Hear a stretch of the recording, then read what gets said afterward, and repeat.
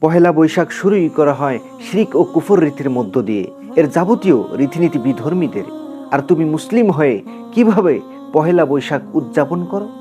আল্লাহি, পহেলা বৈশাখ মুসলমানদের জন্য পালন করা সম্পূর্ণরূপে হারাম। রাসূলুল্লাহ সাল্লাল্লাহু আলাইহি ওয়াসাল্লাম বলেছেন, মান তাশাব্বাহা বিকওমিন ফাহুয়া মিনহু। যে ব্যক্তি যে সম্প্রদায়ের অনুসরণ করবে সে তাদেরই অন্তর্ভুক্ত হবে। ফজর নামাজের পরিবর্তে সূর্য ওঠার সাথে সাথে ছেলেমেয়েরা রমনা বটমূলে একত্রিত হয়ে রবীন্দ্র সঙ্গীত গাওয়ার মাধ্যমে তারা নববর্ষকে বরণ করে নেয়। মেয়েরা সাদা শাড়ি লাল টিপ আর ছেলেরা ধুতি পাঞ্জাবি পরে ঘুরে বেড়ায়। এটা কি মুসলমানদের সংস্কৃতি? কশ্চিনকালেও এটা মুসলমানদের সংস্কৃতি হতে পারে না।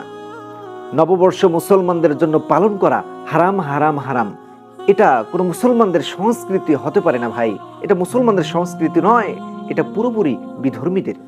আর আপনি বিধর্মীদের অনুসরণ করছেন, অথচ রাসূলুল্লাহ সাল্লাল্লাহু আলাইহি ওয়াসাল্লাম বলেছেন, যে ব্যক্তি যে সম্প্রদায়ের অনুসরণ করবে সে তাদেরই অন্তর্ভুক্ত হবে।